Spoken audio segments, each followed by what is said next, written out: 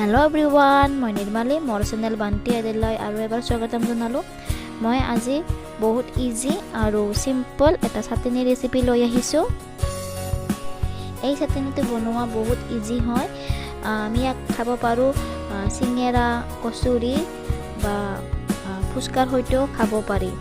তেতিয়াহ'লে এই চাটনিটো মই কিহেৰে বনালোঁ আহক আমি চাই লওঁ। তেতিয়াহ'লে আহক ভিডিঅ'টো আৰম্ভ কৰোঁ।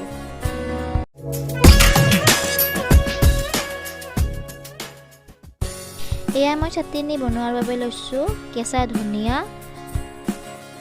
তাৰপিছত লৈছোঁ মই আদা আৰু আদা এনেদৰে কাটি লৈছোঁ, আৰু লৈছোঁ মই 3 কোহ ৰহুন,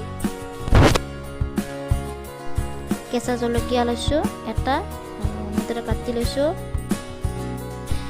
1 চামুচ জিৰাৰ গুড়ি লৈছোঁ। এতিয়া সৰু চামুচেৰে হাফ চামুচ ক'লা নিমখ দিম। ক'লা নিমখ দিলে আৰু চটপটি লাগে চাটনি, আৰু অকণমান দিলোঁ, আৰু সোৱাদ অনুযায়ী অকণমান নিমখ দিম।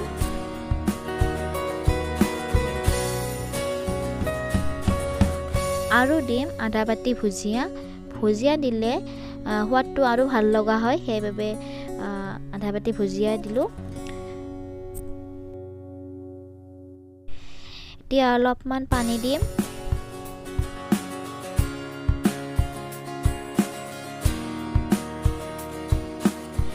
আৰু অলপমান পানী দিম, আৰু এই গোটেই সামগ্ৰীখিনি এতিয়া পিচি ল'ম ধুনীয়াকৈ। এয়া দেখিছে আমাৰ চাটনিখিনি পিচি লোৱা হ'ল, আৰু এনেকুৱা হৈছে আমাৰ, দেখিছে। এনেদৰে এবাৰ চাটনি বনাই খাব, ট্ৰাই কৰি চাব, বহুত টেষ্টি লাগে খাই। ফ্ৰেণ্ডছ, মই যদি ভিডিঅ'টো চাই ভাল পালে ভিডিঅ'টো মই লাইক কৰিব, চেনেলটো ছাবস্ক্ৰাইব কৰিব, আৰু বেল আইকনটো প্ৰেছ কৰি অল কৰি দিব। আৰু আজিৰ মই ভিডিঅ'টো এইখিনিতে সামৰণি মাৰিলোঁ, আৰু